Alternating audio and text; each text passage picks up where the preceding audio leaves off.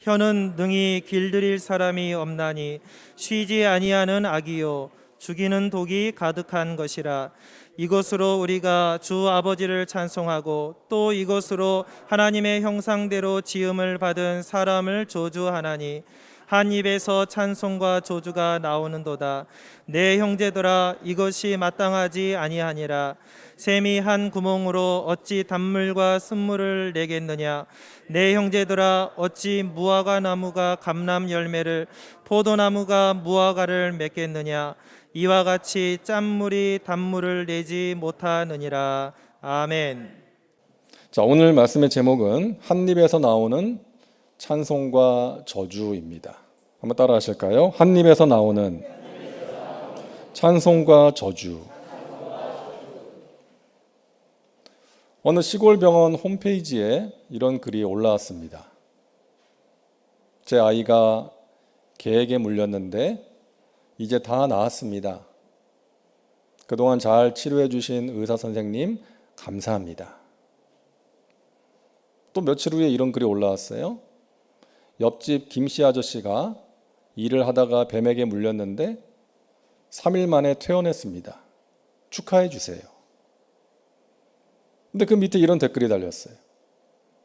저는 사람한테 물렸는데 회복이 잘 안 되네요. 사람한테 물렸다는 것은 이 누군가의 말과 행동으로 상처를 받은 것이죠. 회복이 잘 안 된다는 것입니다. 여러분, 우리가 살아가면서 만나는 많은 문제들이 이 말 때문에 생길 때가 있지 않습니까?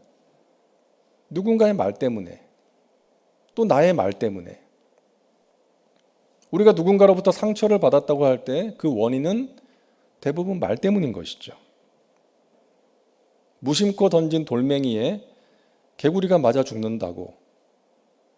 우리가 무심코 던진 그 말 한마디가 누군가의 가슴에 비수가 되어서 꽂히는 일들이 얼마나 많은지 모릅니다.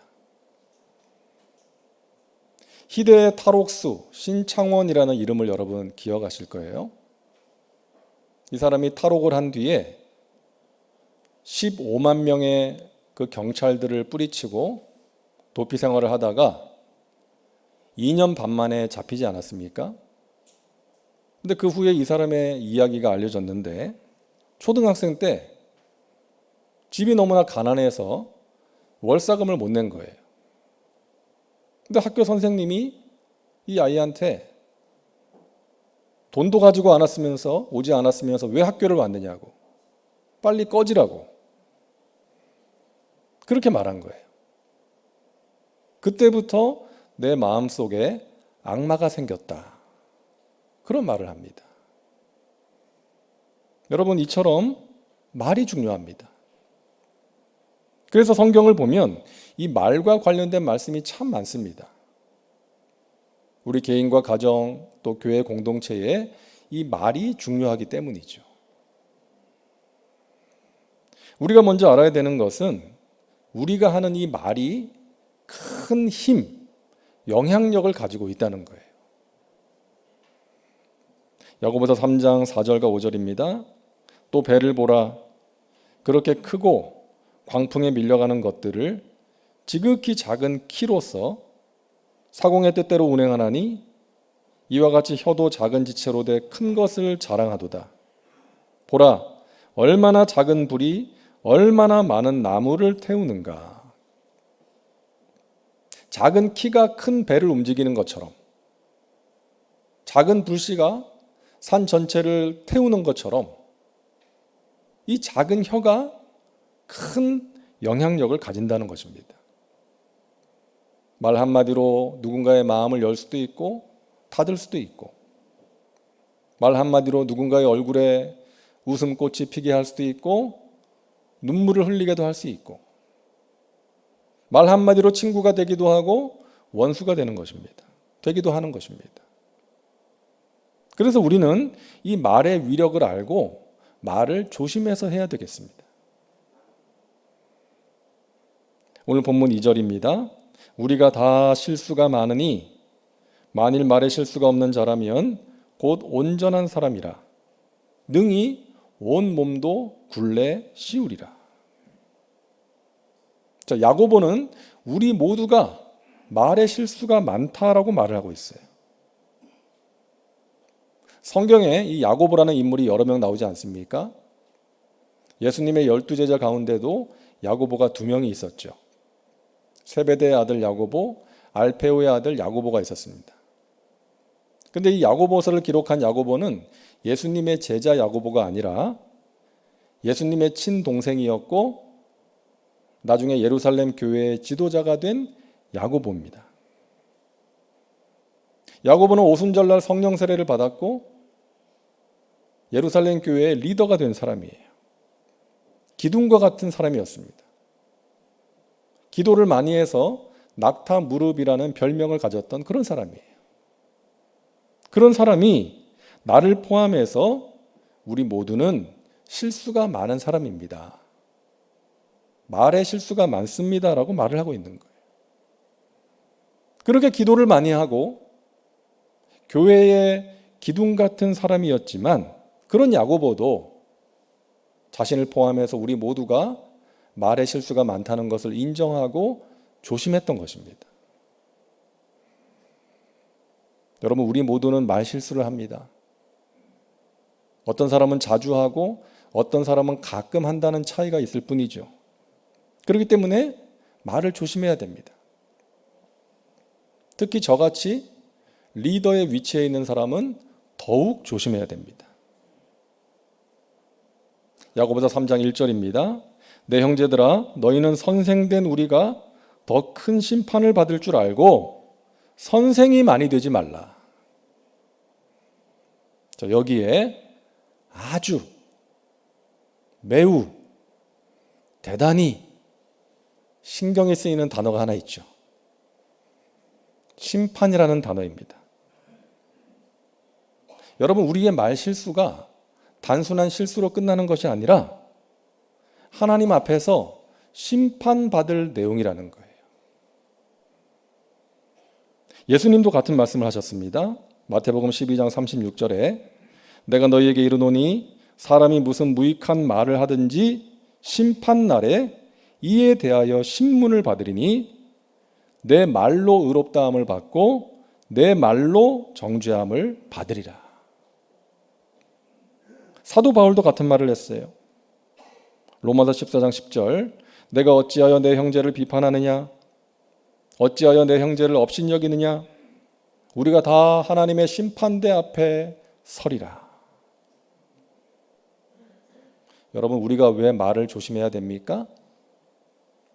우리의 말이 하나님의 심판을 받을 내용이기 때문이에요. 누군가를 실족하게 만들 수 있어요.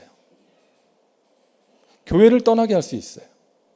교회를 떠나는 게 문제가 아니라 믿음의 길에서 하나님의 품에서 떠나게 할 수 있기 때문입니다. 이 얼마나 무서운 일이에요. 독생자의 피값으로 세우신 이 교회 공동체를 힘들게 할 수 있기 때문입니다. 우리의 말로써. 그래서 항상 말 조심을 해야 되는 거예요. 그리고 말에 실수를 했다면, 말로써 누군가의 마음에 상처를 주고 힘들게 했다면 먼저는 하나님께 회개해야 되고요. 그리고 상대방에게 사과할 수 있어야 돼요. 어느 목사님의 이야기를 들었는데 이 목사님이 이 사춘기 딸하고 대화를 하던 중에 자기가 그동안 아주 권위적이고 율법적인 말로 이 딸의 마음에 상처를 줬다는 것을 알게 됐습니다. 그래서 이 딸이 아버지에게 대한 마음이 다친 거예요. 그것을 알고 이 목사님이 딸 앞에 무릎을 꿇었대요. 진심으로 사과를 했답니다. 아빠가 정말 잘못했다. 용서해줘. 눈물을 흘렸대요. 그 일을 통해서 딸아이의 닫혔던 마음의 문이 열리고 상처가 치유되고 그 딸과의 관계가 정말 좋은 관계가 되었다는 그런 이야기를 들었습니다. 여러분, 부모의 권위와 자존심이 뭐가 중요하겠어요? 그렇게 해서 딸아이의 상처가 치유될 수 있다면 당연히 그렇게 해야 되는 거 아니겠습니까? 우리가 말의 실수를 자주 하고 우리의 말에 있어서 연약함이 있다면 그것을 당연하게 여기는 것이 아니라 하나님께 그 부분을 놓고 기도해야 될 줄로 믿습니다. 하나님, 제가 성격이 급하고 불같습니다. 제 말이 직선적이어서 사람들을 힘들게 할 때가 있습니다. 저를 붙들어 주시고 도와주옵소서. 제 입에 파수꾼을 세워주셔서 말의 실수를 줄일 수 있게 하여 주옵소서. 기도해야 되는 거예요. 데이시 셰퍼드라는 사람이 3가지 황금문이라는 글을 썼는데요. 말을 할 때 이 3가지 문을 지나가게 하라는 것입니다. 첫 번째 문은 그것이 참말인가, 사실인가, 이 문이에요. 여러분, 요즘 가짜 뉴스가 얼마나 많은지 모릅니다. 그냥 누가 이렇다고 하더라 그러면 그냥 사람들한테 전하는 거예요. 여러분, 정말 그것이 사실이라고 확인되기 전까지 누군가의 말을 그냥 전하지 마세요. 그 말이 사실인가, 참말인가, 참된 말만 하라는 거예요. 둘째 문은 정말 그 말이 필요한 말인가, 이 질문입니다. 우리가 생각 없이 말하다 보면 하지 말아도 될 말을 괜히 하잖아요. 여러분 앞에서 제가 할 말은 아닌 것 같지만 저도 나이가 조금 들다 보니까요, 이 안 해도 될 쓸데없는 말을 할 때가 있더라고요. 나중에 후회해요. 근데 그 말을 왜 했지? 필요한 말인가? 셋째 문은 그것이 친절한 말인가, 부드러운 말인가? 여러분, 옳은 말을 해도 예의를 갖춰서 하지 않으면 그 말은 좋은 말이 아닌 것이죠. 옳은 말을 좋게 해야 좋은 말인 것입니다. 부드럽게 예의를 갖춰서 말을 하라는 거예요. 자, 성경을 보면 우리가 해야 할 말과 하지 말아야 할 말에 대해서 분명하게 가르치고 있습니다. 좋은 말이 있고 나쁜 말이 있다는 것이죠. 먼저 해서는 안 될 말입니다. 여러분, 불신앙의 말은 하지 말아야 됩니다. 12명의 정탐꾼들이 가나안 땅을 정탐하고 돌아왔어요. 우리가 잘 아는 것처럼 10명의 정탐꾼들이 뭐라고 보고합니까? 우리는 그 땅에 들어갈 수가 없다.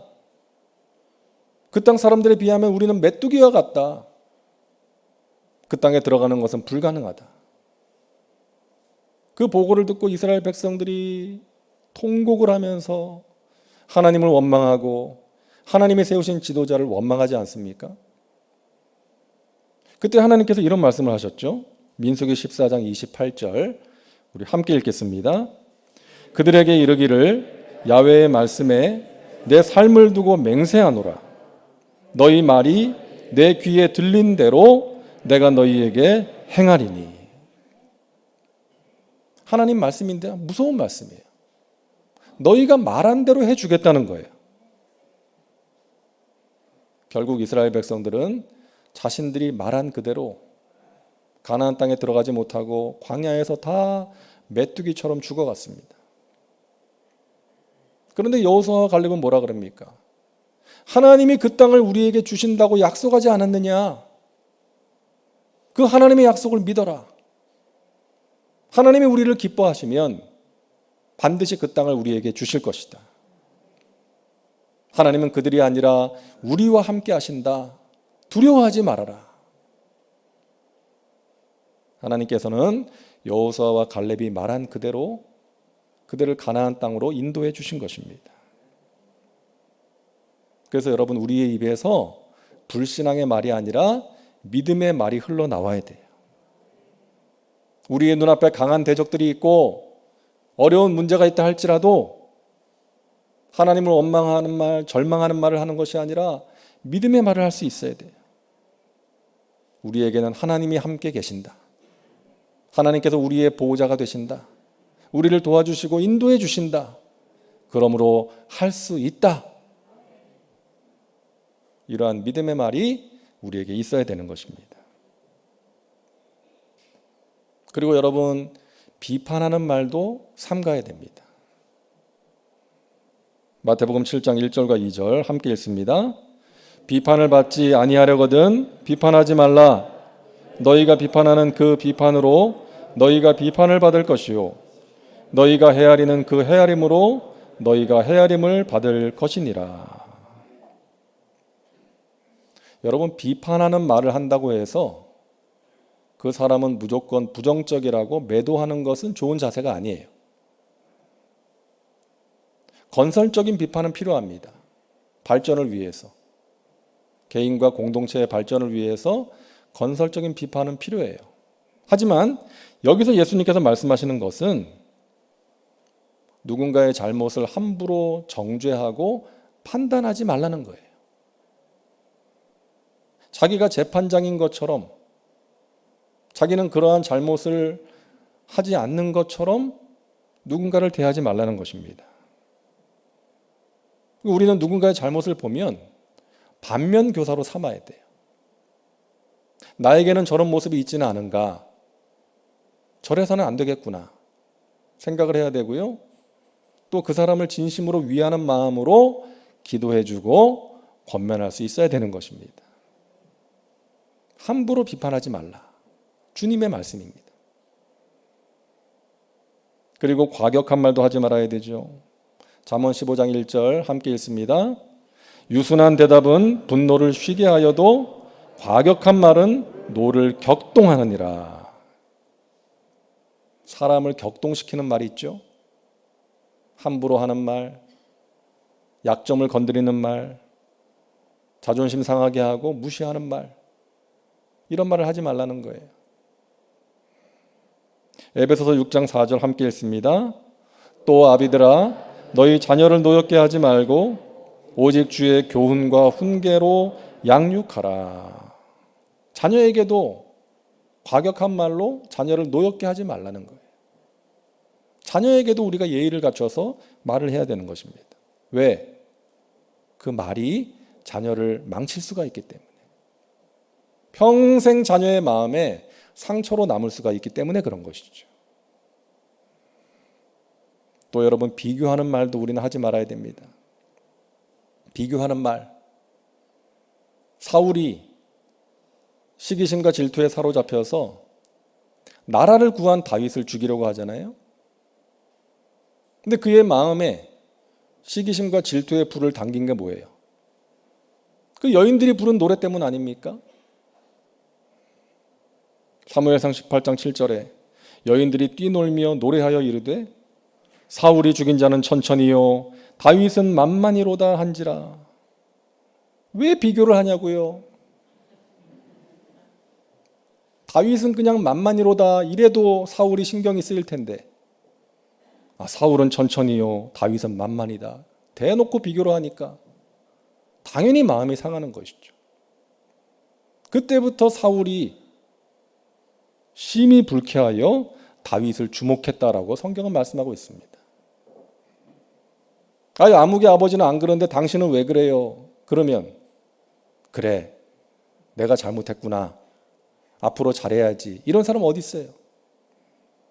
그이와 살아 그러면 이렇게 되는 거잖아요. 비교하면 안 되는 것입니다. 우리는 말 한마디로 사람을 낙심케 할 수도 있고요 일으켜 세울 수도 있다는 것입니다. 어떤 목사님이 이야기한 적이 있죠. 주일 설교를 했는데 죽을 썼어요. 누구한테 얘기하겠어요? 사모님한테 얘기했대요. 여보 나 오늘 죽 썼다. 그 사모님이 그러게 다른 목사님들은 은혜롭게 설교만 잘하더만 당신은 왜 그래요? 그러지 않고 여보 죽이 얼마나 맛있고 영양가가 많은데 당신은 죽을 썼다고 생각하지만 분명히 은혜 받은 사람들이 있을 거예요. 이 말이 얼마나 목사님한테 위로가 됐는지 더 열심히 기도하고 말씀을 준비했고 또 죽을 썼다는 느낌을 받아도 크게 낙심하지 않을 수 있었다는 그런 이야기를 들었습니다. 여러분 같은 내용을 전해도 어떤 말로 전달하느냐가 중요한 것입니다. 자, 우리가 많이 해도 좋은 말입니다. 성경은 말씀하고 있죠. 에베소서 4장 29절 우리 같이 읽겠습니다. 무릇 더러운 말은 너희 입 밖에도 내지 말고 오직 덕을 세우는 데 소용되는 대로 선한 말을 하여 듣는 자들에게 은혜를 끼치게 하라. 아멘. 따라하세요. 덕을 세우는 말, 선한 말, 은혜를 끼치는 말. 이런 말은 한마디로 살리는 말이에요. 사람을 살리는 말. 마음을 따뜻하게 하고 용기를 주고 격려하는 말입니다. 칭찬과 위로의 말입니다. 여러분, 교회에서 큰 소리가 나면 절대 안 되죠. 근데 커도 좋은 소리가 있습니다. 찬양 소리, 기도 소리, 웃음 소리는 커도 좋아요. 클수록 좋습니다. 우리가 함께 웃을 수 있는 대화가 필요한 거예요. 우리 교회에 나아갈 방향, 부흥을 위한 전략, 뭐 이런 말도 해야 되겠지만, 이런 대화도 필요하지만 그와 함께 우리의 마음을 열고 함께 웃을 수 있는 그런 대화가 필요한 거예요. 사랑하는 사람한테 줄 수 있는 가장 귀한 선물이 웃음이라고 하지 않습니까? 그리고 우리는 감사의 말도 많이 해야 됩니다. 감사하는 말. 예전에 신문을 보는데 이런 기사가 있더라고요. 범사에 감사라는 말씀의 과학적인 근거. 이런 제목의 기사가 있어요. 이게 무슨 말인가 봤더니요. 범사에 감사라는 성경 구절은 기독교인이 아니더라도 일반인들도 많이 알고 있다. 그런데 여기에 과학적인 논리가 숨어 있었다. 종교에 무슨 과학이냐고 반문할 수 있겠지만 미국의 심리학자들이 오랜 연구 끝에 확인했다. 연구 요지는 감사하면 뇌 좌측에 전두피질을 활성화시켜서 스트레스를 완화시켜주고 행복하게 해준다는 것이다. 심리학자들은 이를 리셋 버튼, 재설정 버튼을 누르는 것과 같은 효과라고 설명했다. 감사가 인간이 느끼는 가장 강력한 감정이라는 여러 심리학자들의 연구를 재확인한 것이다. 미국 마이애미 대학교의 심리학 교수 마이클 맥클로우는 잠깐 멈춰서서 우리에게 주어진 감사의 제목들을 생각해 보는 순간 당신의 감정 시스템은 이미 두려움에서 탈출해 아주 좋은 상태로 이동하고 있다라고 말한다. UC 데이비스의 심리학 교수인 로버트 에몬스는 실험을 통해서 감사하는 사람은 훨씬 살아있고 경각심을 가지며 매사에 적극적이고 열정적이며 다른 사람들과 더 맞닿아 있다고 느낀다. 생리학적으로도 감사는 스트레스 완화제로 분노나 화, 후회 등의 불편한 감정들을 덜 느끼게 한다라고 했다. 이게 기사 내용이에요. 저는 이 기사를 보면서 범사에 감사라고 하시는 하나님의 마음을 느낄 수가 있었습니다. 하나님이 우리를 사랑하시기 때문에 우리가 살아가면서 만날 수 있는, 느낄 수 있는 여러 가지 분노와 두려움과 마음의 우울함, 미움, 이런 감정들에 사로잡혀 살면 우리가 망가지기 때문에 더욱더 힘들어지기 때문에 우리를 사랑하시는 하나님께서 그럼에도 불구하고 범사에 감사라고 하시는 것입니다. 여러분, 그 말씀에 순종하시기를 바랍니다.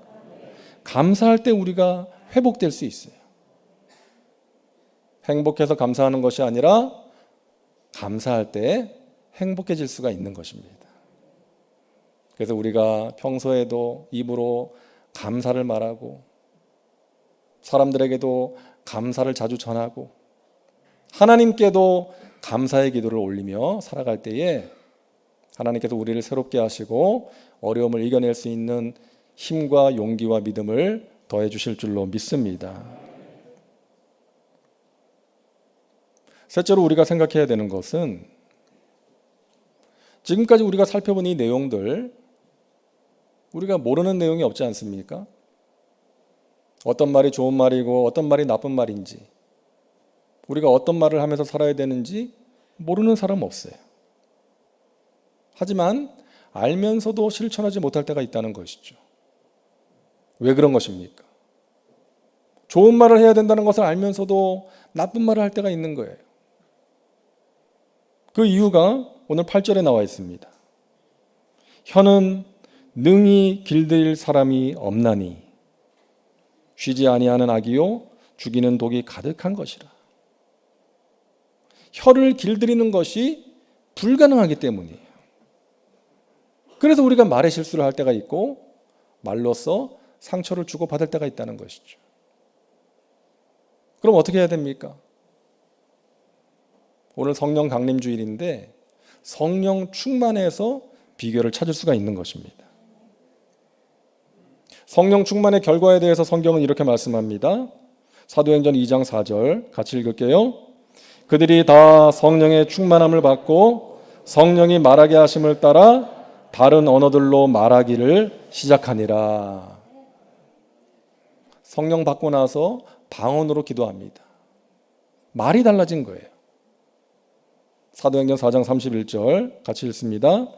빌기를 다음에 모인 곳이 진동하더니 무리가 다 성령이 충만하여 담대히 하나님의 말씀을 전하니라. 아멘.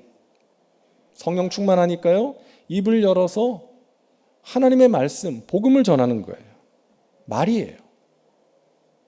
에베소서 5장 19절과 20절이요. 같이 읽습니다. 시와 찬송과 신령한 노래들로 서로 화답하며 너희의 마음으로 주께 노래하며 찬송하며 범사의 우리 주 예수 그리스도의 이름으로 항상 아버지 하나님께 감사하며. 성령 충만하면 찬송과 감사가 넘쳐난다는 거예요. 이처럼 성령 충만의 결과는 우리의 말로써 나타난다는 것입니다. 성령 충만한 사람은 어떤 사람이에요? 그 입에서 사람을 살리는 말, 덕을 세우는 말이 나오는 거예요. 그 말이 성령의 통제를 받는 것입니다. 그 입으로 복음을 전하고 그 입술을 열어서 하나님을 찬송하고 하나님께 감사하는 사람이 성령으로 충만한 사람이라는 것입니다. 저와 여러분이 그런 사람 되시기를 주님의 이름으로 축원합니다. 축원합니다. 성령님, 저에게 충만히 임하셔서 저의 말을 통제하여 주옵소서. 제 입으로 절대로 불신앙의 말, 부정적인 말, 누군가를 아프게 하고 교회를 힘들게 하는 말이 나오지 않게 하시고 하나님 기뻐하시는 믿음의 말, 덕을 세우고 은혜를 끼치는 그런 말을 하면서 살게 하여 주시옵소서. 저를 은혜의 통로로, 축복의 통로로, 위로와 격려의 통로로 사용하여 주시옵소서. 말 한마디의 위력이라는 글입니다. 부주의한 말 한마디가 싸움의 불씨가 되고 잔인한 말 한마디가 삶을 파괴합니다. 쓰디쓴 말 한마디가 증오의 씨를 뿌리고 무례한 말 한마디가 사랑의 불을 끕니다. 은혜스러운 말 한마디가 길을 평탄케 하고 즐거운 말 한마디가 하루를 빛나게 합니다. 때에 맞는 말 한마디가 긴장을 풀어주고 사랑의 말 한마디가 병을 낫게 하고 축복을 가져다 줍니다. 사랑하는 여러분, 저와 여러분의 말이 부주의한 말, 쓰디쓴 말, 무례한 말이 아니라 은혜로운 말, 즐거운 말, 때에 맞는 말, 사랑의 말이 될 수 있기를 주님의 이름으로 축원합니다. 여러분이 하는 말을 통해서 하나님께 영광을 돌리시고 여러분의 말을 통해서 사람을 살리고 공동체를 든든하게 세워나가는 그런 은혜와 축복의 주인공들 다 되시기를 주님의 이름으로 축원합니다. 기도합니다. 하나님, 우리의 말이 하나님의 마음을 시원케 하는 말이 되기를 원합니다. 우리의 말이 누군가의 마음을 힘들게 하고 상처를 주는 말이 아니라 사람을 살리고 위로하고 은혜를 끼치고 덕을 세우는 말이 되기를 원합니다. 그러기 위해서 성령님, 우리를 사로잡아 주시고 우리의 말을 성령께서 친히 통제하여 주시옵소서. 참된 말을 하게 하시고 따뜻한 말을 하게 하시고 사람의 마음을 새롭게 하는 그런 은혜로운 말을 하며 살게 하여 주시옵소서. 감사드리며 예수님의 이름으로 기도하옵나이다. 아멘.